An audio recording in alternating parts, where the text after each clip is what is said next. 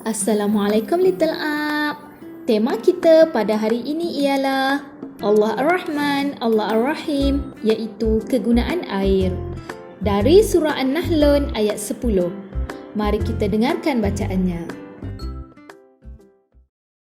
Bismillahirrahmanirrahim. Huwallazi anzala minas samaa'i maa'an lakum minhu syarabun wa minhu syajarun fihi tusimun.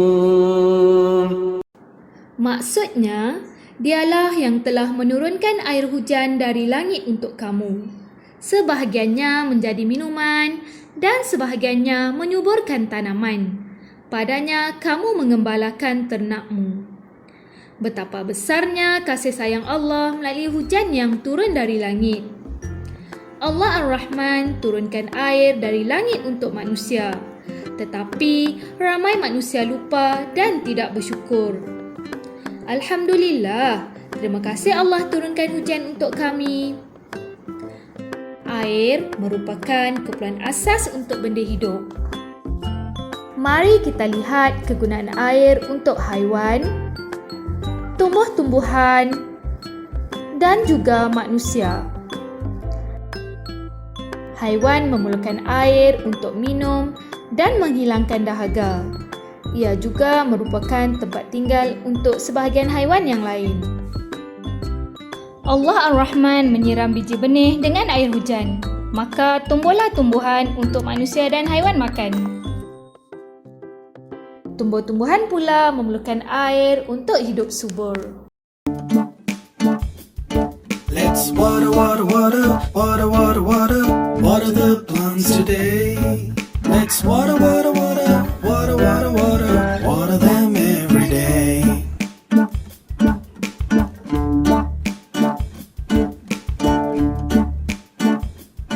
Let's water the money plant, see how tall it grows. See its big green leaves sway in the air when the wind blows.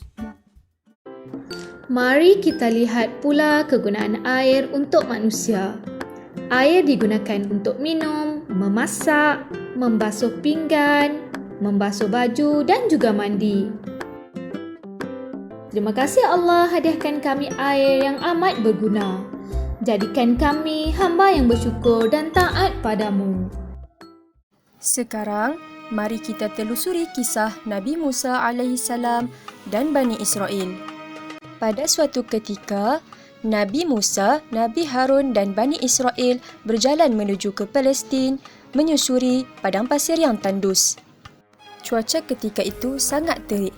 Tetapi, ajaibnya, Nabi Musa dan Bani Israel tidak berasa kepanasan. Inilah salah satu kenikmatan yang diberikan Allah kepada kaum Bani Israel. Sebahagian mereka berasa aneh melihat awan yang sentiasa mengiringi perjalanan. Nabi Musa berkata kepada kaumnya, inilah merupakan nikmat Allah yang diberikan kepada mereka. Setelah penat berjalan, Bani Israel pun merasa kelaparan. Kemudian, Nabi Musa meminta pertolongan daripada Allah untuk memberi mereka makan. Seperti yang terdapat di dalam surah Al-Baqarah ayat 57. Dan kami menurunkan kepadamu man dan salwa.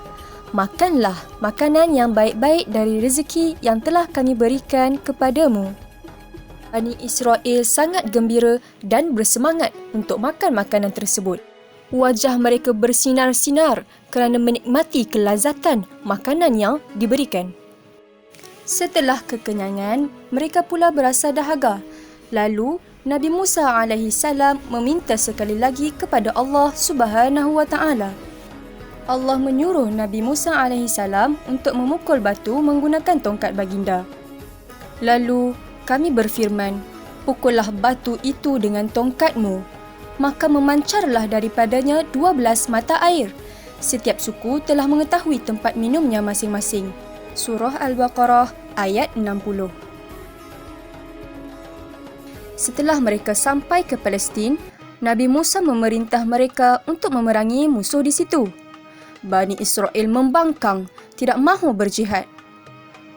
Kata Nabi Musa, "Wahai kaumku, masuklah ke Baitul Muqaddis, iaitu Palestin."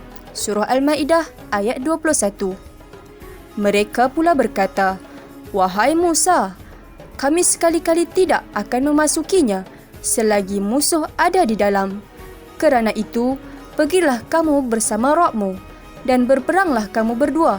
Sesungguhnya kami duduk menanti di sini."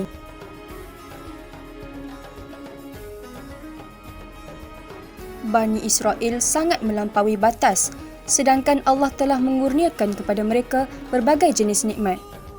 Baginda berasa marah dan kecewa dengan sikap Bani Israel. Lalu baginda mengangkat tangan bermohon kepada Allah agar dijauhkan dari kaum yang membangkang. Dirakamkan di dalam Al-Quran Surah Al-Maidah ayat 25, Musa berkata, "Ya Tuhanku, aku hanya menguasai diriku sendiri dan saudaraku. Sebab itu, pisahkanlah antara kami dengan orang-orang yang fasik itu." Allah menjawab permohonan baginda melalui firman-Nya, "Jika demikian, maka negeri itu terlarang buat mereka selama 40 tahun. Selama itu, mereka akan mengembara kebingungan di bumi." Inilah hukuman Allah kepada Bani Israel kerana tidak melaksanakan perintah Allah. Selama 40 tahun lamanya, mereka hidup di sekitar padang pasir yang berbatu sampai generasi penakut ini meninggal dan digantikan dengan generasi seterusnya yang berani. Kesimpulan dari sirah Nabi Musa. Yang pertama, Allah hendak kita jadi abd yang bersyukur padanya atas segala nikmat dan kurniaan. Kita wajib taati semua suruhan Allah.